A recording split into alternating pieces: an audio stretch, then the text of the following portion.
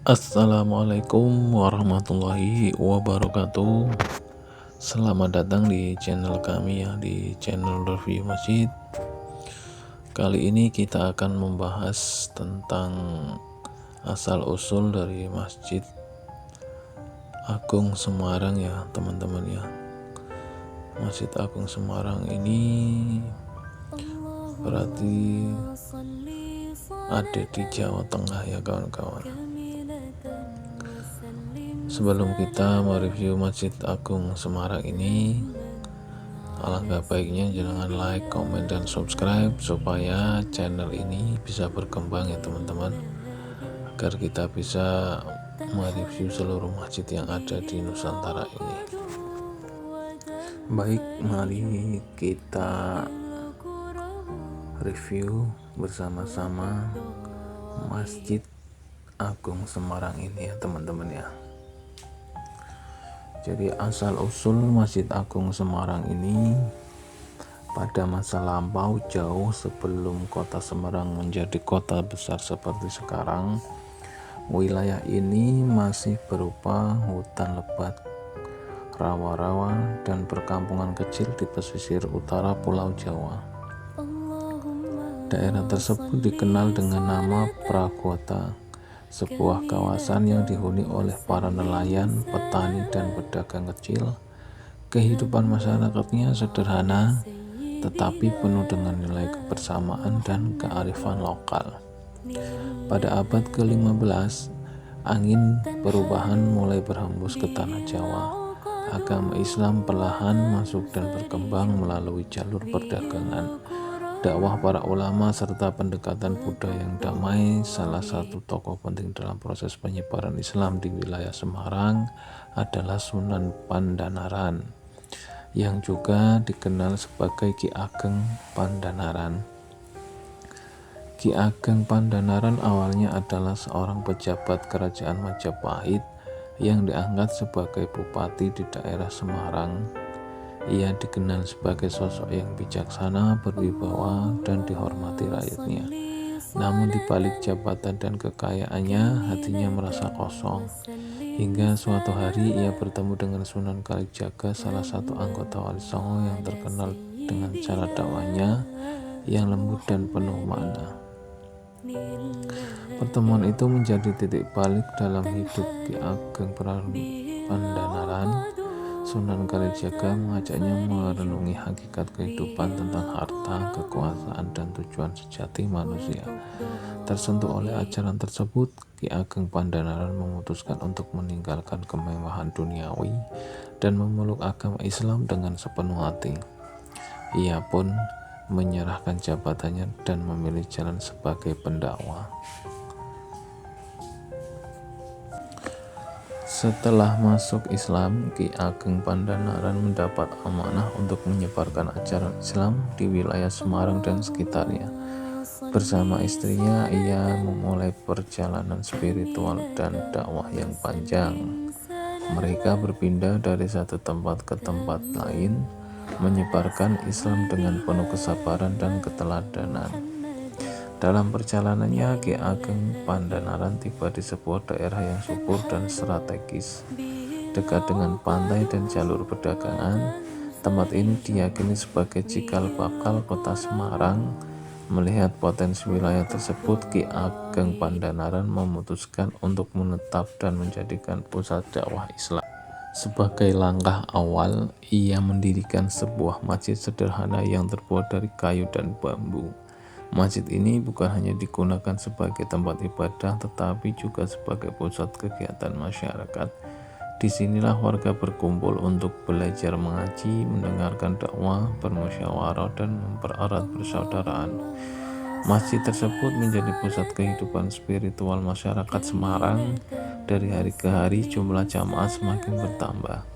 Islam pun berkembang pesat, tidak hanya di kalangan rakyat biasa, tetapi juga para pedagang dan tokoh masyarakat. Ajaran Islam diterima dengan baik karena disampaikan dengan cara yang damai, menghargai tradisi lokal, dan penuh kebijaksanaan. Seiring berjalannya waktu, wilayah Semarang semakin ramai. Para pendatang dari berbagai daerah datang untuk berdagang dan menetap. Kota kecil itu pun tumbuh menjadi pusat perdagangan yang penting di pesisir utara Jawa. Dengan semakin berkembangnya kota dan bertambahnya jumlah umat Islam, masjid sederhana yang didirikan Ki Ageng Pandanaran sudah tidak mampu menampung jamaah yang datang. Maka muncullah keinginan untuk membangun masjid yang lebih besar dan lebih kokoh.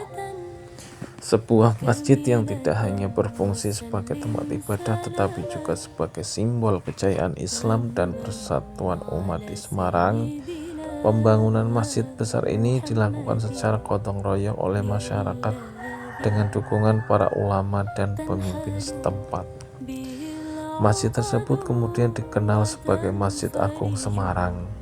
Dalam perkembangannya, masjid ini mengalami beberapa kali pemindahan dan renovasi, menyesuaikan dengan kondisi alam dan perkembangan kota. Namun semangat awal pendiriannya tetap sama, menjadi pusat ibadah, dakwah, dan persatuan umat Islam. Masjid Agung Semarang bukan hanya bangunan fisik, tetapi juga saksi biksu perjalanan sejarah panjang kota ini. Dari masjid inilah lahir para ulama, pemimpin, dan tokoh masyarakat yang berperan penting dalam perkembangan Semarang. Masjid ini juga menjadi tempat berlindung dan penguat iman di masa-masa sulit, termasuk saat penjajahan dan pergolakan sosial. Arsitektur Masjid Agung Semarang mencerminkan perpaduan budaya Jawa dan Islam. Atapnya yang bertingkat menyerupai bentuk joglo, melambangkan kedekatan manusia dengan Tuhan. Ornamen dan ukirannya syarat makna filosofis, mengajarkan tentang keseimbangan, kesederhanaan, dan keikhlasan dalam beribadah. Hingga kini Masjid Agung Semarang tetap berdiri megah dan menjadi salah satu ikon religius kota Semarang. Masjid ini tidak hanya digunakan untuk sholat 5 waktu dan sholat Jumat, tetapi juga untuk berbagai kegiatan keagamaan seperti pengajian, peringatan Hari Besar Islam, dan kegiatan sosial.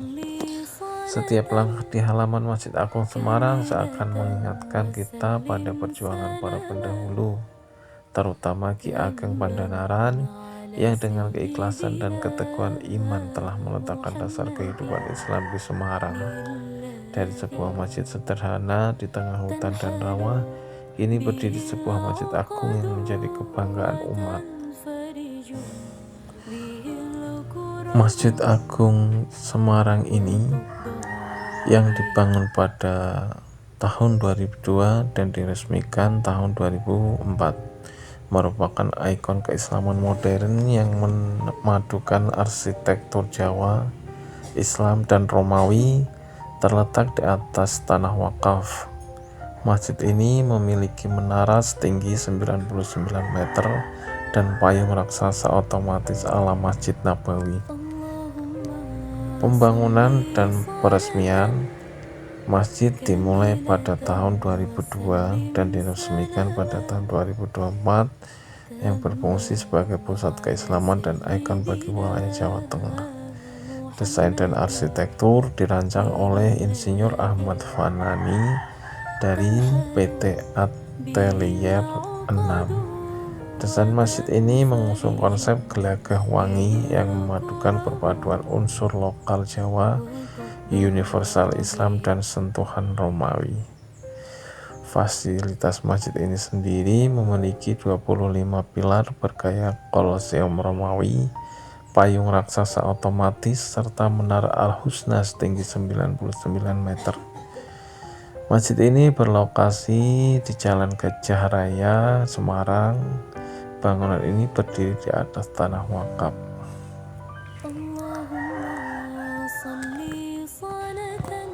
Untuk saat ini, isu dan kegiatan terkini di Masjid Agung Semarang terlibat dalam kerjasama kegiatan sosial keagamaan bersama masjid besar lain di kota ini, di kota Semarang. Informasi dari Agustus 2025 menunjukkan Masjid Agung Semarang berkolaborasi dengan Masjid Agung Jawa Tengah dan Masjid Raya Baitur Rahman untuk memperkuat program sosial dan pelayanan umat, terutama selama bulan Ramadan. Dan ada juga perhatian publik pada kasus korupsi Masjid Agung Madaniyah. Walaupun berita ini bukan langsung soal Masjid Agung Semarang, ada perkembangan terbaru dari pengadilan di Semarang terkait kasus korupsi proyek pembangunan Masjid Agung Madaniyah Karanganyar. Mantan pejabat terdakwa dituntut 4 tahun penjara atas dugaan menerima suap terkait proyek ini. Kasus ini mendapat sorotan masyarakat karena proses hukumnya berpusat di kota Semarang, dan media lokal terus memperbaharui perkembangan persidangan tersebut. Sebelumnya pada September 2025, Masjid Agung Semarang juga sempat mengadakan kegiatan doa bersama yang menanggapi situasi sosial politik saat itu sebagai bentuk kepedulian terhadap kondisi umat dan masyarakat. Laporan tahun lalu menegaskan bahwa Masjid Agung Semarang tetap menjadi salah satu destinasi wisata religi populer di Semarang karena sejarah dan perannya bagi masyarakat Muslim di Jawa Tengah. Oke kawan-kawan, saya kira cukup ya untuk asal-usul kita membahas dari Masjid Agung Semarang.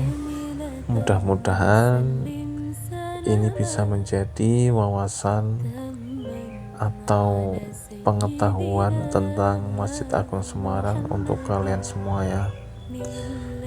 Baik, terima kasih telah mengikuti channel kami. Jangan lupa like, comment, dan subscribe supaya channel kami bisa berkembang dan kita bisa memberikan info-info menarik tentang masjid-masjid yang ada di Indonesia atau mancanegara ini guys ya.